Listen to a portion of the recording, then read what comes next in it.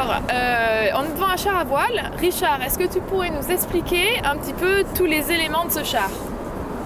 Oui, alors il y a différents types de chars. Celui-ci, c'est donc un classe 5 sport. Alors on peut déjà remarquer que les roues sont différentes d'un support à l'autre. Donc là, on a des roues lenticulaires, donc qui sont étroites et hautes, par rapport aux roues qu'on a pu voir sur les buggy, qui sont des roues basse pression plus larges. Différents types de roues, donc là, des roues fines. C'est un char qui est suspendu, c'est-à-dire que le châssis passe par-dessus la coque. Alors qu'on a des châssis, le classe 5 Promo par exemple, où le châssis est sous la caisse. D'accord ? Donc là, ça permet d'être plus au ras du sol et de rabaisser le centre de gravité. C'est un char où on a un système de suspension à l'avant, donc qui permet d'améliorer la conduite et la tenue de la roue avant et sur la tenue de la roue avant sur la plage. Ensuite, sur le gréement, c'est un des chars les plus complets. Donc on a un réglage de quête comme on trouve sur les voiliers, donc qui permet de modifier l'orientation du mât. On a un chariot d'écoute dans la caisse qui permet de varier l'angle de tir de l'écoute par rapport à la voile. Et c'est un char sur lequel on trouve des réglages de tension de latte qui permet là aussi donc de jouer sur les tensions et donc sur les profils. Ensuite, donc, pour ce qui est de la direction, là c'est à peu près tous les chars pareils. On a un système de palonnier qui agit donc sur la roue avant. Les buggy, c'est-à-dire les chars à cerf-volant, ont les pieds directement posés sur la roue avant et donc pas le système de palonnier. L'essentiel des chars, presque tous les chars ont ce système-là. Et ensuite, le frein. Le frein qui est à l'intérieur du cockpit. Voilà. Ici, une fois allongé. Simplement une barre de fer qui se... On peut le retourner d'ailleurs. Juste voilà, une petite barre de fer qui vient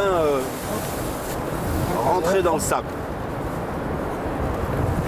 Alors le frein, c'est vraiment symbolique.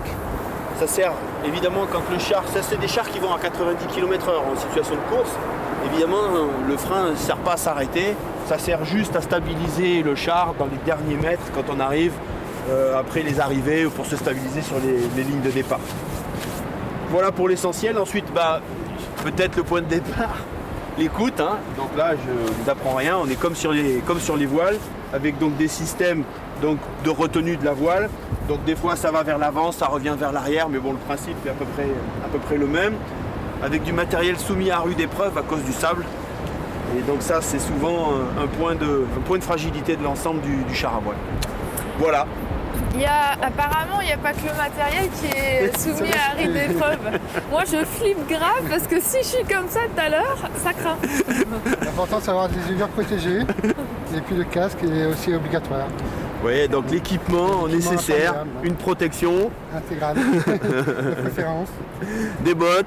Je suis au champ intérieur, t'inquiète pas. Un casque qui est obligatoire pour la pratique du char à voile et puis des lunettes pour protéger des projections du sable. Alors encore une fois, on est aujourd'hui dans des conditions de roulage où la plage est particulièrement humide. C'est pas comme ça tous les jours et puis c'est pas comme ça sur toutes les plages de France. Mais ça fait partie du sport. Voilà, on apprend quand même. On va te laisser aller rouler. Okay.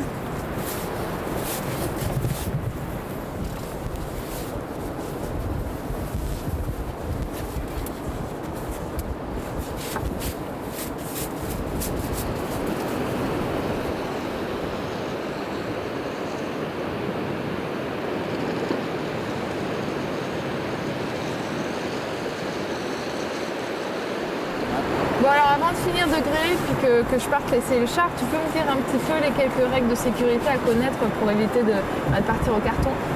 Oui, bien sûr. Bon, le moniteur sera sans doute amené à redire un certain nombre de choses juste avant la séance, mais voilà, on peut résumer les règles essentielles en quelque chose de très simple.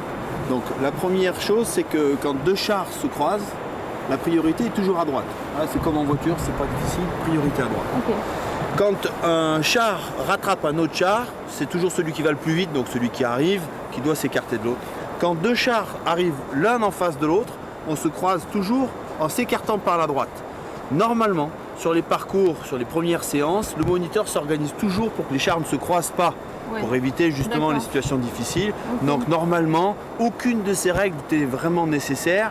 Il suffit juste de circuler dans le même sens que celui qui est indiqué par le moniteur pour pas qu'on ait des chars qui soient à l'envers sur le circuit, pour que les choses se passent très bien. D'accord. Ensuite, les éléments de sécurité, on va dire essentiels pour faire du char, c'est être équipé de chaussures fermées, parce que on pousse, parce que Ouais. le palonnier peut être un peu agressif. Bon, donc chaussures, casqué, c'est obligatoire. Et puis, dès qu'on est dans des situations où le sable est un peu mouillé, où il y a pas mal de projections, on conseille aux gens de mettre des lunettes. C'est tout. D'accord. Et au niveau des manœuvres, il y a juste une histoire de direction où il faut faire attention à 2-3 autres trucs. Alors, il n'y a rien de spécial. Les manœuvres, c'est les mêmes qu'en voile, hein. On a des virements de bord et des empannages, hein. Donc des demi-tours face au vent, des demi-tours dos au vent. Tu verras, les choses se passent bien dans les deux sens. En fait, la seule manœuvre qui est un peu complexe à apprendre, mais qui vient très vite, c'est s'arrêter. Parce que, comme tu as pu le remarquer, le frein n'est pas très efficace, donc on ne s'arrête pas en appuyant sur une poignée de frein. Donc il y a une manœuvre nécessaire, se mettre face au vent, d'accord. etc. Ok. Et surtout prévoir un peu de distance. Là aussi, les parcours qu'on met en place pour les premières séances prévoient tous ces éléments-là, et c'est très facile, on ne peut pas se tromper. Bon, je vois qu'il y a mon moniteur qui est arrivé. On va peut-être finir de griller la voile et puis on va y aller.